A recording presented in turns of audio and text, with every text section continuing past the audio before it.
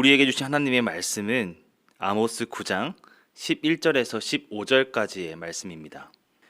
그날에 내가 다윗의 무너진 장막을 일으키고 그것들의 틈을 막으며 그 허물어진 것을 일으켜서 옛적과 다시 세우고 그들이 에돔의 남은 자와 내 이름으로 일컫는 만국을 기업으로 얻게 하리라. 이 일을 행하시는 여호와의 말씀이니라. 여호와의 말씀이니라. 보라, 날이 이를지라. 그때에 파종하는 자가 곡식 추수하는 자의 뒤를 이으며 포도를 밟는 자가 씨 뿌리는 자의 뒤를 이으며 산들은 단 포도주를 흘리며 작은 산들은 녹으리라. 내가 내 백성 이스라엘이 사로잡힌 것을 돌이키리니 그들이 황폐한 성읍을 건축하여 거주하며 포도원들을 가꾸고 그 포도주를 마시며 과원들을 만들고 그 열매를 먹으리라. 내가 그들을 그들의 땅에 심으리니 그들이 내가 준 땅에서 다시 뽑히지 아니하리라. 내 하나님 여호와의 말씀이니라. 아멘. 아모스의 마지막에는 회복에 대한 말씀이 선포됩니다. 더 이상 가망이 없어 보이던 북이스라엘에게 하나님의 구원의 메시지가 전달되는 것입니다. 주위를 둘러보니 당시 백성들의 상황은 매우 암울했습니다. 제대로 된 것이 하나도 없었습니다. 분명 아모스 시대의 북이스라엘은 경제적으로 아주 풍요로운 나라였습니다. 하지만 그 풍요로움이 백성들에게도 전해지지 않았습니다. 오히려 지도부의 부패함으로 이어졌고 결국 멸망의 선포를 마주하게 된 것입니다.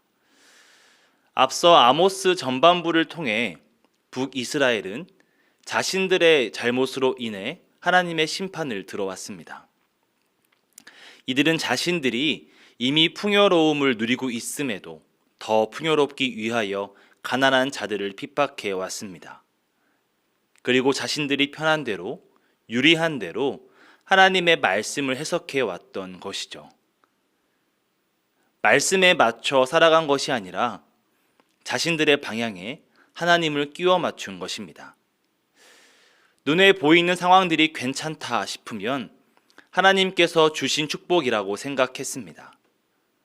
얼마나 하나님께 마음을 드리고 있는지, 나의 중심이 어디에 있는지는 살펴보지 않았습니다. 그로 인해 멸망의 메시지를 듣게 된 것이죠. 오늘 본문에서는 멸망의 선포가 지나고 드디어 하나님의 구원의 메시지가 시작됩니다. 앞서 무시무시한 이야기들로 잘못을 깨닫게 한 후에 구원의 그날에 우리가 어떻게 살아가야 하는지를 알려주고 계신 것입니다. 우리는 매일, 매 순간, 지금의 나를 되돌아봐야 합니다. 교만은 패망의 성봉이라는 말씀처럼 우리가 방심하는 그 순간 풍요로웠던 상황이 멸망의 메시지를 마주하는 상황으로 뒤바뀌기 때문입니다. 그 순간을 직면하지 않기 위해선 언제나 하나님의 희망의 메시지를 기억하고 또 붙잡고 살아가야 합니다. 오늘 본문 아모스 9장 가장 마지막 부분은 다시 하나님께로 돌아오게 될 때 마주하게 될 상황을 잘 담아내고 있습니다. 그들이 무너진 장막, 허물어진 것들을 다시 세우고 포도밭을 가꿀 때 씨를 뿌린 그 자리가 풍성하게 열매를 맺게 되고 또 좋은 포도주가 산과 언덕 위에 흘러 넘치게 되며 나아가 너희가 심겨진 그 땅에서 다시는 뽑히지 않게 될 것이라 말씀하십니다. 우리는 언제나 이처럼 나를 돌아보아야 합니다. 상황이 나빠도 또 상황이 좋아도 우리 마음의 중심이 어디에 있는지를 늘 점검하며 나아가야 합니다. 평안하다, 평안하다 할 때가 가장 위험한 때입니다. 매일을 하나님께 되돌아가기 위해 점검해야 합니다. 하나님께서는 우리에게 분명히 약속하십니다. 회복의 그 날에 땅에 다시 심을 것이다. 너희의 포도주가 흘러 넘칠 것이다. 그러니 다시 돌아와라. 우리가 어떠한 상황 속에 있을지라도 그 중심이 하나님께 있다면 우리는 흔들리지 않고 쓰러지지 않게 됩니다. 우리는 분명히 말씀하신 하나님의 말씀에 귀를 기울여야 합니다. 상황이 너무 잘 풀리고 무엇을 하든 승승장구하더라도 그 모든 것에 하나님이 함께하지 않는다면 그 모든 것은 무너지게 된다는 것이죠. 하지만 당장의 상황은 보이지 않는데 또 황폐해져 있는데 누가 봐도 더 이상 회생의 가능성이 보이지 않는데 그런 상황이라 할지라도 하나님께로 무게 중심이 있다면 곧 그 무너진 장막이 빈틈없이 채워질 것이고 나아가 차고 넘치게 될 것이라 그 말씀을 우리는 기억해야 합니다. 하나님께서는 우리를 절대로 버리지 않으십니다. 아모스를 통해서 다시 한번 보여주고 계십니다. 사랑하는 능곡 성도 여러분, 우리를 끝까지 붙잡아 주시는 하나님께 무게 중심을 둡시다.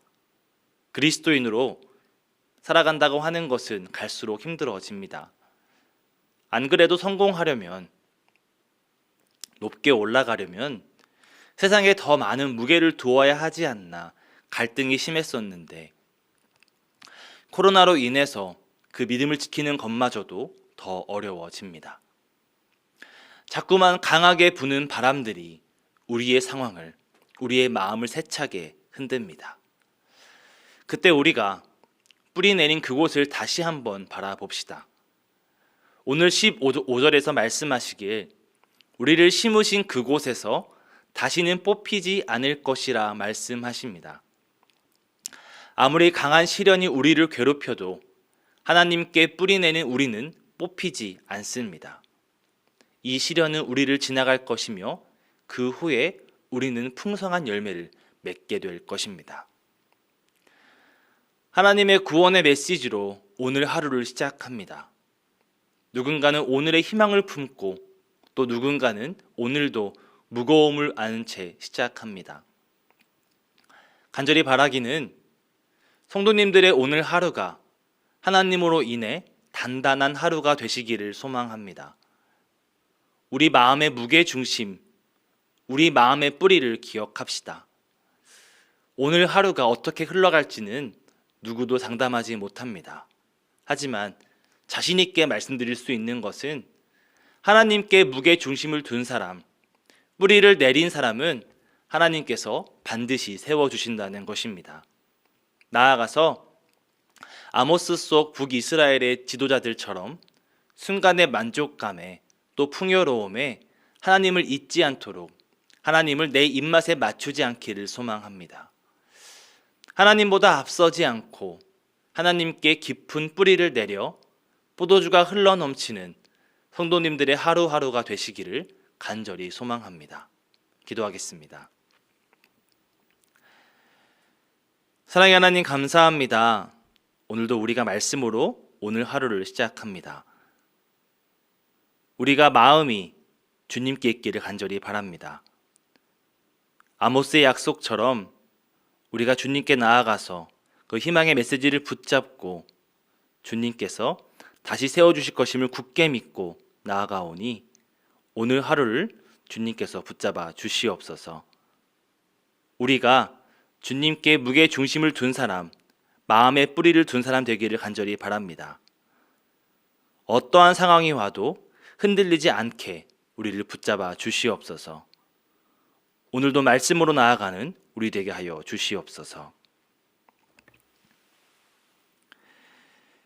이제는 우리 주 예수 그리스도의 은혜와 하나님의 사랑하심과 성령님의 인도하시고 함께 하시는 귀한 역사가 주님께 무게 중심을 두고자 결단하는 우리 능곡 성도님들의 머리 위에 지금부터 영원까지 함께 하시기를 간절히 축원합니다. 아멘.